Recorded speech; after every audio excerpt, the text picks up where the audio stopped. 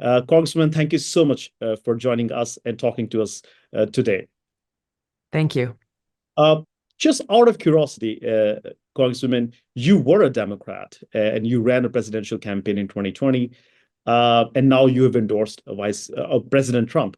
Uh, what made you change your decision and becoming, endorsing President Trump, and what was the reason for you to do so? Oh, first of all, I left the Democrat Party a few years ago because today's Democrat Party is controlled and led by this elitist cabal of warmongers who are undermining our freedom, fundamentally censoring free speech, undermining the rule of law and our democratic republic. There are many examples that I could give you. I wrote a book explaining in great detail why I left the Democrat Party. It's called For Love of Country, Leave the Democrat Party Behind. And in this election, the choice was very clear for me in why I endorsed President Trump over Vice President Kamala Harris. It is because of those fundamental rights and freedoms that are enshrined in our Constitution and the words that our founders had for us in this country as Americans, our right to life, liberty, and the pursuit of happiness.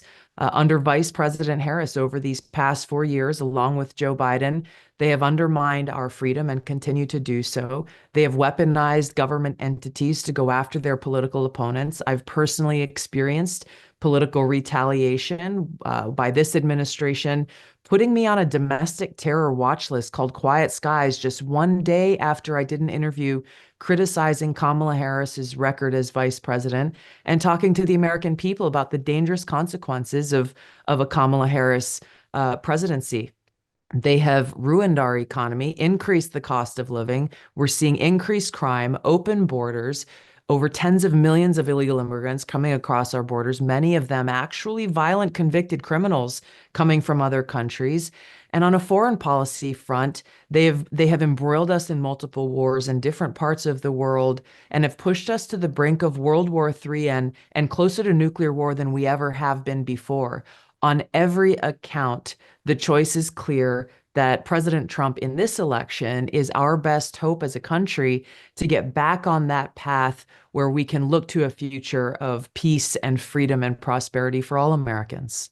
You also mentioned about border. The border has been a big issue. I think immigration is dominating, the election cycle this year.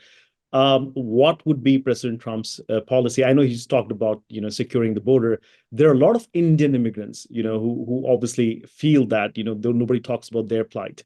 And why should like an Indian immigrant voter vote for President Trump versus President Harris? Because President Harris, one of the things that's going for her is that she's half Indian. So, I mean, anything that you would like to say to immigrants who should vote for President Trump? I would encourage Indian immigrants who are here in our country and contributing to our economy, starting businesses, innovating in technology, to not fall into the Kamala Harris trap of identity politics and vote based on ethnicity. I would encourage them to ask the Kamala Harris campaign or do their research. What has Kamala Harris, as someone whose mother immigrated from India, what has she done for Indian Americans today? What has she done for Indian immigrants here in our country? I know the short answer to that. The short answer to that is nothing. The same issues and challenges with green cards, with children, Indian immigrants who are here on green cards and who have kids who turn 18 and now are facing a situation where they don't have any access to legal status and an extremely broken legal immigration system.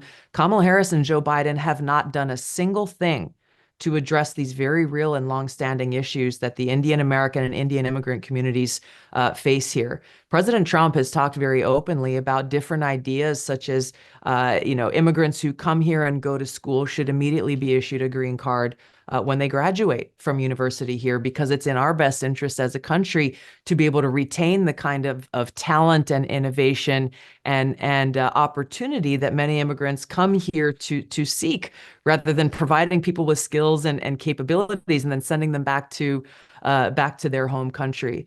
President Trump has talked about recognizing the growth and the benefit that the United States and our economy gains from many immigrants from different parts of the world, but especially and including Indian immigrants. So I have no doubt that President Trump sees the opportunity here and will do all that he can in order to address these long-standing issues and fix what Kamala Harris and Joe Biden have broken